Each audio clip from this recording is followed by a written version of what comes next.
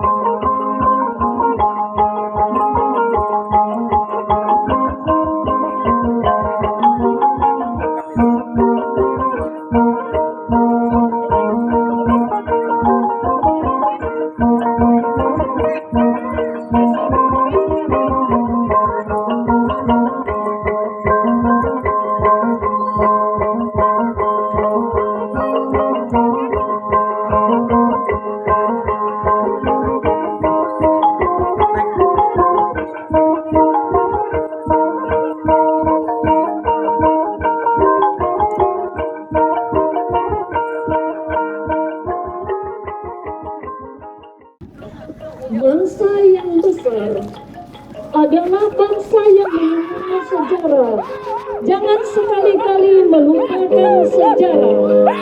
Demikian dikatakan oleh Bapak Proklamator kita Insinyur Soekarno, Presiden pertama Republik Indonesia. Bapak, Ibu, saudara-saudari hadirin sekalian yang kami hormati, Victor King, seorang peneliti dan ahli antropologi asal Inggris, mengatakan bahwa suku Dayak Kenya berasal dari sebuah dataran perbatasan Malaysia Indonesia yang disebut dengan nama Apaudaa. Dari dataran Apaudaa inilah subsuku Dayak Kenya Lepok Tukung mulai memisahkan diri dari subsuku Dayak Kenya lainnya yang menetap di suatu tempat yang bernama Sungai Iwan.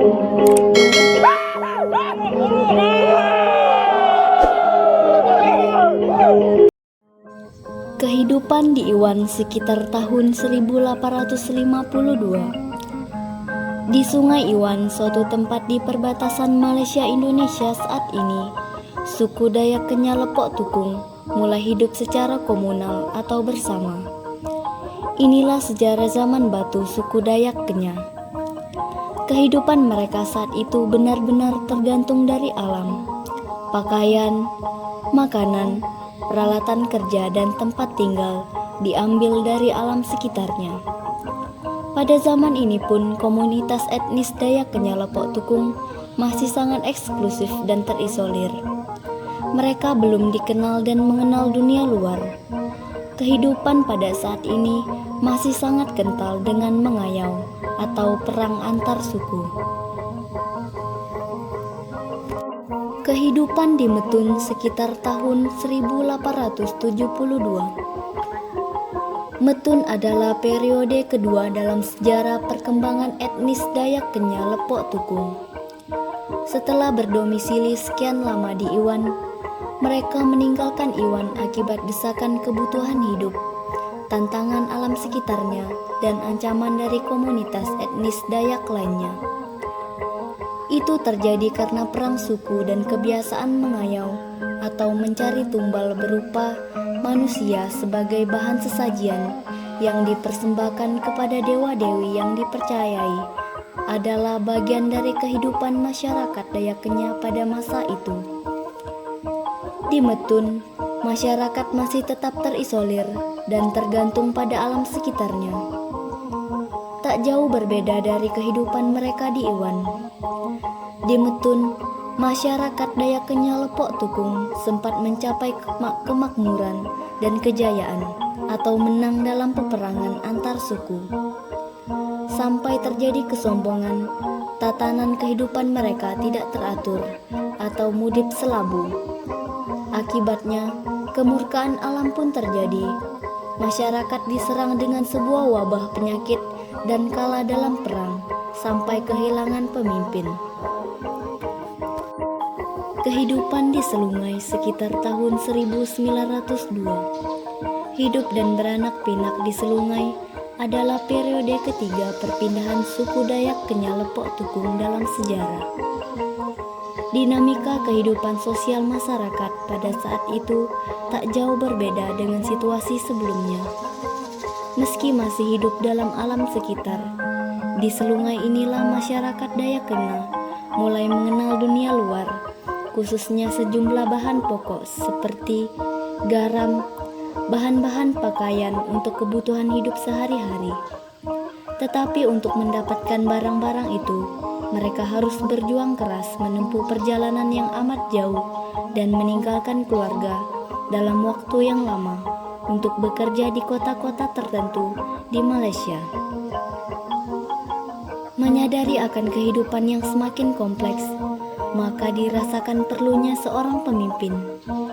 Di Selungai inilah dinobatkan seorang anak keturunan bangsawan yang bernama Uyau Ajang, seorang anak yatim karena bapaknya gugur dalam perang di Metun. Di bawah kepemimpinan Uyau Ajang, di Selungai inilah mulai tercipta kembali persatuan dan kesatuan yang sangat kokoh dan kuat dalam kehidupan Dayak Kenya Lepok Tukung yang terpelihara sampai sekarang. Kehidupan di Jemahang sekitar tahun 1922. Karena tuntunan hidup akibat makin banyaknya anggota komunitas Dayak Kenyah Lepok Tukung, mereka hijrah lagi ke suatu tempat baru. Tempat itu disebut Jemahang. Di Jemahang, komunitas Dayak Kenyah makin mengenal dunia luar, utamanya dunia pendidikan. Selain kebutuhan-kebutuhan pokok tertentu, akibat terbukanya komunitas Dayak Kenyah dengan dunia luar, anak-anak Kenyah mulai mengenal sekolah. Walaupun belum formal, inilah awal periode pencerahan untuk masyarakat Dayak Kenyah. Tenaga pendidik berasal dari luar daerah dengan beberapa siswa putra asli Dayak Kenyah Lepok Tukung.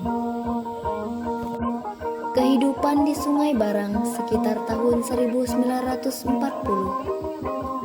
Akibat makin berkurangnya kesuburan alam dan kian banyaknya komunitas Dayak Kenyah lainnya, maka etnis Dayak Kenyah Lepok Tukung hijrah lagi dari Jemahang ke Sungai Barang sekitar tahun 1940 dan mendeklarasikan diri sebagai bagian dari NKRI dengan ikut merayakan Hari Kemerdekaan Republik Indonesia tahun 1945. Di Sungai Barang ini pun mulai masuk agama yang diakui secara resmi oleh bangsa Indonesia, yaitu agama Katolik, diperkenalkan oleh seorang misionaris asal Belanda bernama Pastor Pandegraaf MSF dan seorang pendeta bernama Pendeta Bat yang memperkenalkan agama Kristen Protestan.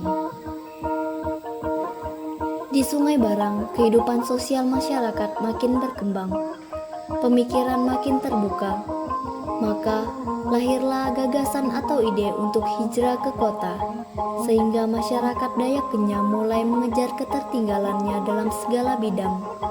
Maka terjadilah eksodus dari segala daerah terpencil, yaitu Apokayan ke Sungai Belayan. Kehidupan di Belayan tempat saat ini sekitar tahun 1970. Kehidupan di Belayan ini memiliki sejarah yang sangat indah, di mana tempat ini terlebih dahulu disurvei jauh sebelum perpindahan oleh nenek moyang Lepok Tukung yang lewat Sungai Mahakam dan meminta izin dengan Sultan Sulaiman. Maka oleh Sultan Sulaiman ditunjuklah tanah di dalam Sungai Belayan ini yang pada saat itu telah dihuni oleh Bokjo, kepala adat Dayak Mudang. Oleh kepala adat Dayak Mudang dimintalah supaya nenek moyang Lepok Tukung menyiapkan sarana pembersih alam yang telah tercemar akibat ulah manusia yang saling bermusuhan, perang antar suku atau mengayau. Maka nenek moyang Lepok Tukung memberi seorang gadis kepada masyarakat Mudang yang bernama Embang Isam. Survei kedua terjadi dengan memberi sebuah tanda atau atep pada sebuah kayu yang bernama kayu buah alat di muara Sungai Ritan.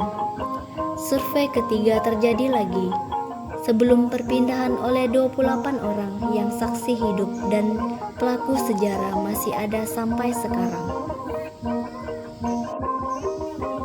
Sering dengan berkembangnya waktu, cita-cita dan idealisme masyarakat Dayak Kenyah Lepok Tukung mulai nampak hasilnya di Sungai Belayan.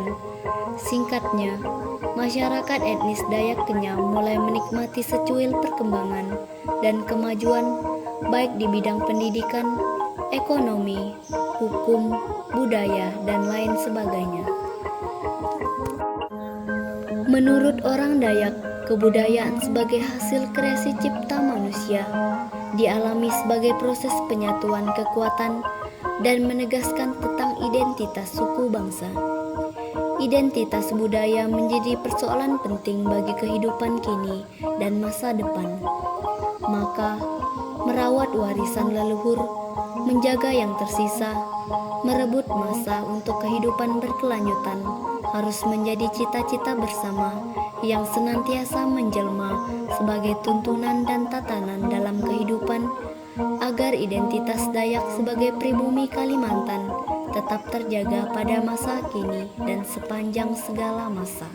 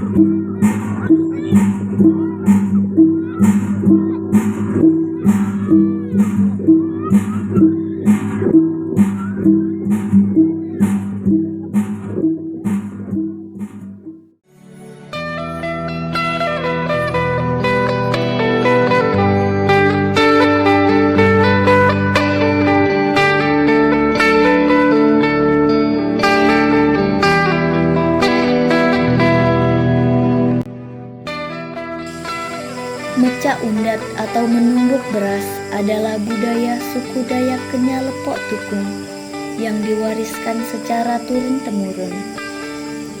Upacara ini merupakan ungkapan syukur atas anugerah Allah yang memberikan hasil panen padi pada masyarakat, sehingga masyarakat suku Dayak Kenya Lepok Tukung dapat melangsungkan hidupnya dan menjadi berkat bagi banyak orang.